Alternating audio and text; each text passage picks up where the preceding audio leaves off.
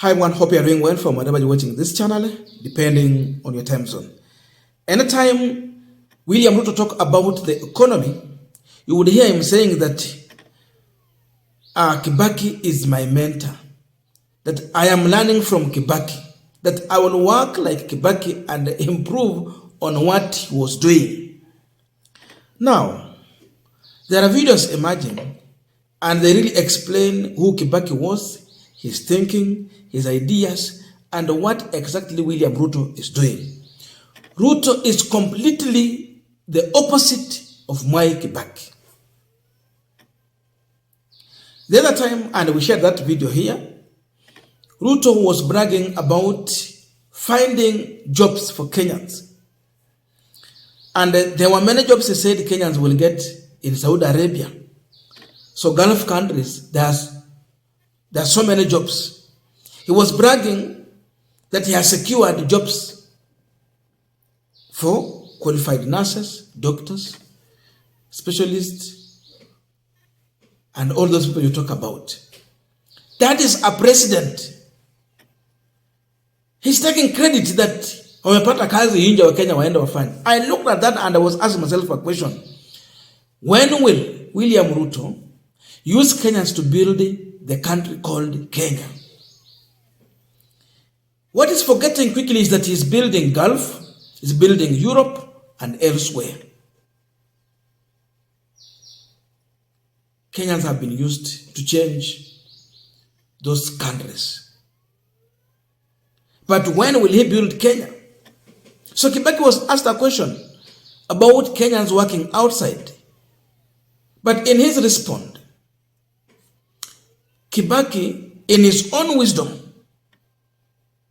he said that he's looking forward to see Kenyans bringing back home the knowledge, experience, and manpower they have to build their own nation, to build a nation called Kenya.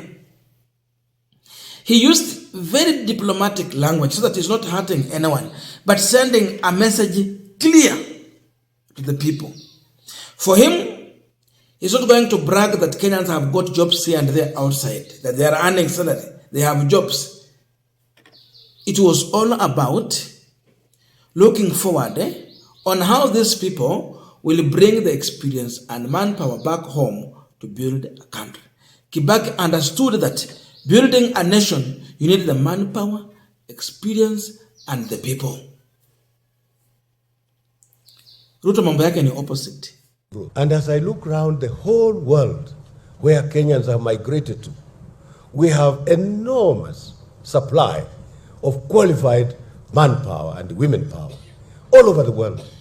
And we hope that they'll come back and that they'll join us in building that new Kenya. So as we think of that new Kenya, please let us make a decision today that history shall be written by his.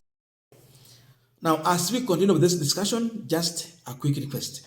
For those who are watching and you have not subscribed, please consider subscribing. To our returning subscribers, Samasa, thank you so much. And again, to all our viewers, please give this video a thumbs up. Thank you so much, and back to this discussion. So, look at the two individuals we have in the State House. Then compare it with Kibaki. I think if you are looking forward for another Kibaki, the person who can come close to that is Raila Odinga. Because we know what we gained through the coalition government. It was tremendous. That person can be found in Raila Odinga.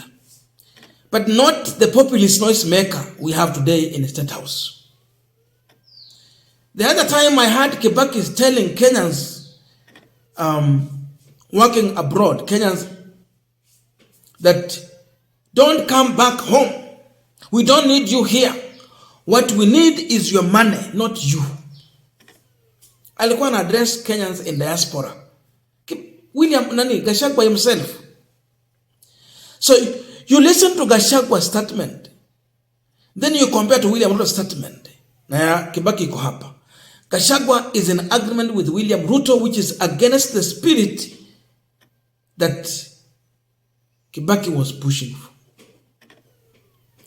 Kibaki hakutaka Wakenya wafanye kazi nje, lakini aliweka kila kitu kwa mpango kuwezesha Wakenya kurudi Kenya kufanya kazi zao hapa, kujenga nchi yao, kwa sababu alijua umuhimu wa kuwa na manpower, nguvu na uwezo wa kujenga nchi. Hawa wengine they are very telling, and this is dangerous.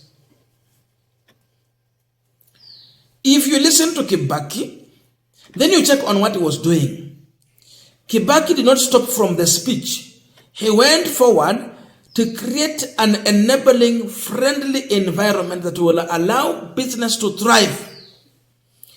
An environment that was conducive and friendly to those who are working, the civil servants, the specialists. With that one, it encouraged Kenyans coming back home to invest.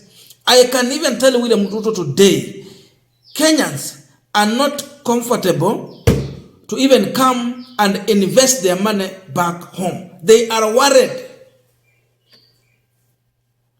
But because Ruto has not provided the enabling, friendly environment that will make or will encourage Kenyans to come and invest, that is why anasema na watafutia kazi muende mfanye. Anajua Wakenya hawana imani na uongozi wake.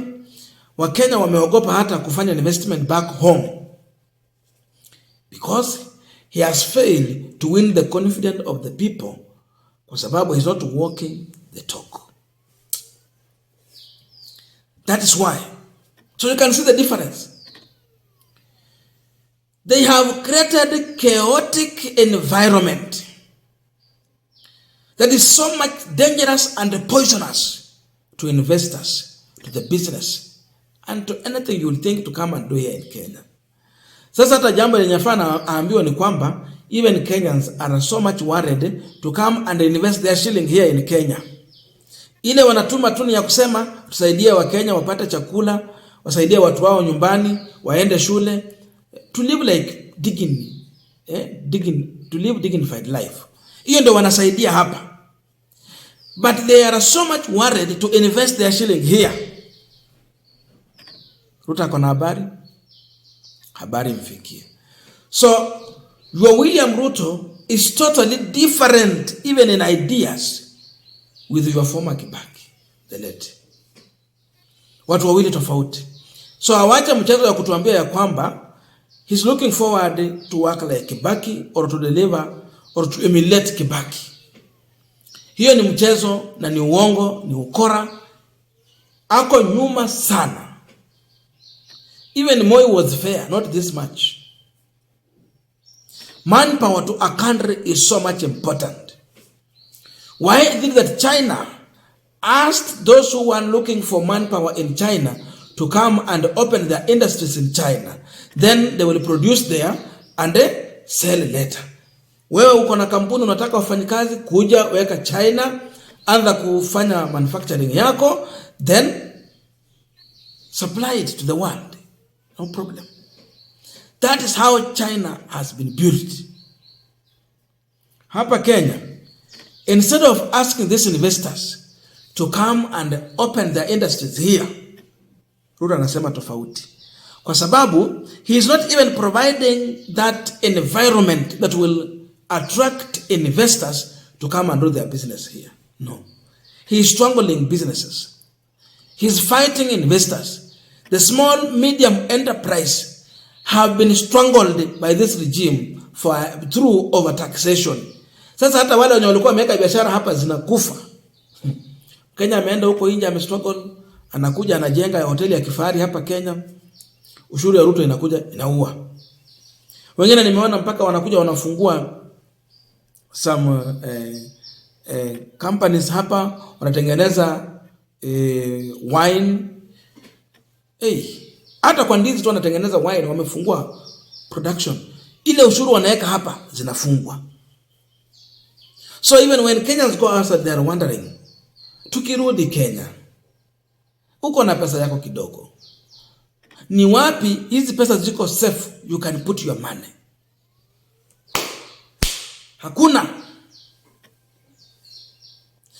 Kibaki, he helped Kenyans by removing even taxes on some goods and products, so that Kenyans would have them here and use them to grow their business. Then later, he was collecting taxes, but not even in a way that is so much poisonous or dangerous to destroy their business. Hakuwa anaua biashara, alikuwa anajenga biashara.